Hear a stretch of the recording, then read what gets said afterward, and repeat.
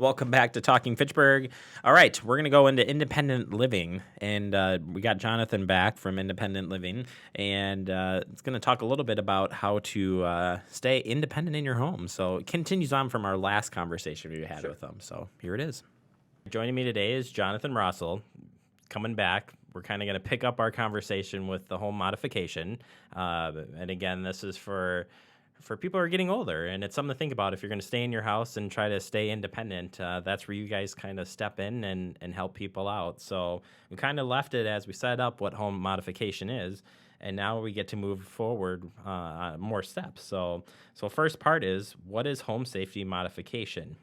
Yeah, let's just review what we talked about last week. So home modification is changes that are made to adapt a living space to meet the needs of people with physical limitations so that they can continue living independently and safely.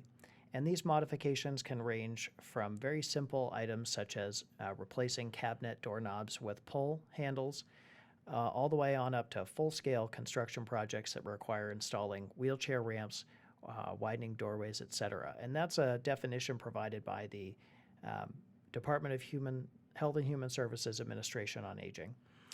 So it's really important when you start looking into these factors, if you're going to become independent, that you want to find professionals that are going to help you modify the home. So maybe talk a little bit about that. Yeah, so many people are already dependent and they want to extend that independence. And just like any time you're bringing in a contractor or a tradesperson to do some work for you, you want to keep an eye out for certain things. And there are people with special certifications related to home modification. And one of those is an aging in place specialist. That is a certification that is provided by the National Home Builders Association. Also, an occupational therapist. This is a medical professional who their role is to help people regain or maintain occupational function, which is another way of saying day-to-day activities. And so they can make a lot of great recommendations based on someone's functional level for home modification or adaptive equipment. And then also, when you're working with a contractor, make sure that they're familiar with standards put out by the Americans with Disabilities Act and also local building codes that apply to home modification. And so then you've got common industry certifications, something that comes a part of this when we're checking for professionals. Exactly. And I already mentioned the Certified Aging in Place Specialist. That is the certification put out by the National Home Builders Association. There's another one called the Universal Design Certified Professional, and that's put out by the National Association of the Remodeling Industry. Those are the two hallmark certifications available right now for the types of builders that you may come into contact with who are already in the home modification game. If you have a contractor or carpenter that you have worked with in the past, they may be interested in these certifications or looking into them. And then, so now that we've got our professionals down, so now we got to talk about some more useful equipment that can be adapted into the household. So you brought some items again today, which is awesome. And I was fascinated by one out of these three particularly. So what do you got to show us first? Well, these are some great examples of things that a occupational therapist might recommend during a home safety evaluation. Right here we have what's called a tub clamp. Sometimes you cannot put a grab bar into a bathtub surround for whatever reason. Structurally, you can't get it in. But this device allows you to clamp onto the side of your bathtub using this clamp device here. And then that gives you a bar to hold on to when you're getting in and out. Easy one to put in. Exactly. Very simple. That's very good. User-friendly.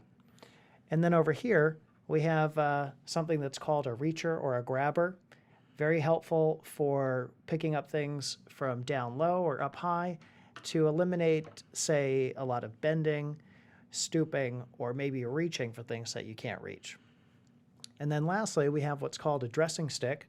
And this item has a hook and a funky little contraption on the end here that can come in really helpful if you have limited use of one of your arms, but you still want to try and do most of your dressing on your own, that's an item that could come in very helpful. And so as part of all these things, there are grants that you can apply for out there and some underwriting. Absolutely. There's a lot of different resources, and if folks contact me, we can go into that in more detail. But I will say that independent living is fortunate enough to have to administer some grants for the county, Dane County, as well as the city of Madison.